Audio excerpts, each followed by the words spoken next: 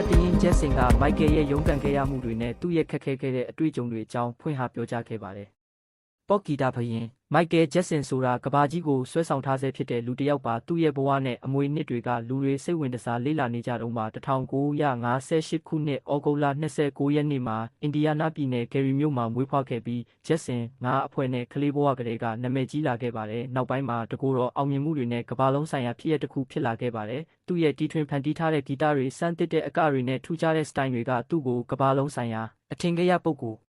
တယောက်ဖြစ်စေခဲ့ပါတယ်။ဒါပေမဲ့အဲ့ဒီတောက်ပတဲ့ဆင်မြင့်နောက်ွယ်မှာမိုက်ကယ်ဂျက်ဆင်ဟာကိုယ်ပိုင်ရုန်းကန်မှုတွေနဲ့ရင်ဆိုင်ခဲ့ရပါတယ်။အဲ့ဒီအကြောင်းတွေကိုသူ့ရဲ့မိခင်ကတရင်ဂျက်ဆင်ကမကြသေးခင်ကထုတ်ဖော်ပြောကြားခဲ့ပါတယ်။အသက်14နှစ်ရှိပြီဖြစ်တဲ့ကတရင်ဂျက်ဆင်ကသူ့သားရဲ့ဘဝအကြောင်းအချက်လက်တွေကိုထုတ်ဖော်ပြောကြားခဲ့ပါတယ်။မိုက်ကယ်ရဲ့အကျေပြန့်ဆုံးပလတ်စတစ်ဆာဂျရီတွေဟာအသားအရည်အယောင်ပြောင်းလဲစေတဲ့ဗီတီလီကိုယောဂနဲ့ရုန်းကန်ခဲ့ရတဲ့အတွက်တစ်စိတ်တစ်ပိုင်းဖြစ်တယ်လို့ပြောပါတယ်။အဲ့ဒီအသားအရည်အခြေအနေကမိုက်ကယ်ရဲ့ပုံရိပ်ကိုတိတိတတ်တာထိခိုက်စေခဲ့ပြီးသူ့ရဲ့ရုပ်ရည်ကိုပြောင်းလဲခြင်းနဲ့ဆန္ဒကိုဖြစ်စေခဲ့ပါတယ်။ဒီထုတ်ဖော်ပြောကြားမှုကသူ့ရဲ့ပြောင်းလဲနေတဲ့ရုပ်ရည်နောက်ွယ်ကအကြောင်းရင်းတွေကိုပုံမနားလည်စေပါတယ်။အဲ့ဒါကပရိသတ်တွေနဲ့မီဒီယာတွေကအချိန်တော်ကြာခံမှန်းခဲ့ကြတဲ့အကြောင်းအရာတစ်ခုဖြစ်ပါတယ်။ကတရင်ဂျက်ဆင်က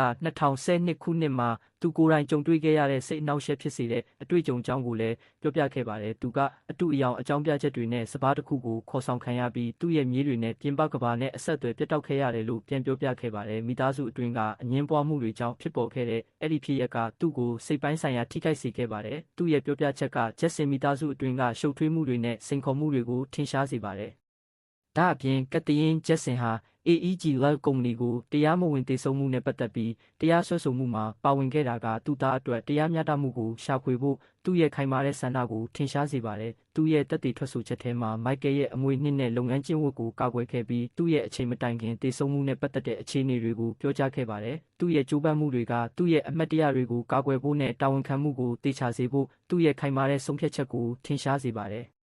မိုက်ကယ်ဂျက်ဆင်ရဲ့ထူးခြားတဲ့အရေးချင်းတွေနဲ့နှက်ဆိုင်တဲ့ကိုယ်ပိုင်ရုန်းကန်မှုတွေနဲ့မှတ်သားထားတဲ့ဘဝဟာ2009ခုနှစ်ဇွန်လ25ရက်နေ့မှာ Los Angeles, California မှာဝမ်းနည်းစရာကုန်ဆုံးခဲ့ပါတယ်။ပရိုပိုဖော်အစိတ်တက်မှုကြောင့်လူတက်မှုလို့သတ်မှတ်ခံရတဲ့သူ့ရဲ့တေဆုံးမှုကကဘာကြီးကိုတုန်လှုပ်စေခဲ့ပြီးဂီတလောကမှာလက်ဟာမှုတစ်ခုဖြစ်စေခဲ့ပါတယ်။သူ့ရဲ့မိခင်ရဲ့မကြသေးခင်ကထုတ်ဖော်ပြောကြားချက်တွေကတဆင့်သူပရိသတ်တွေဟာဂျန်နာရီနောက်ွယ်ကလူတစ်ယောက်အကြောင်းကိုပုံမနားလည်လာကြပါတယ်။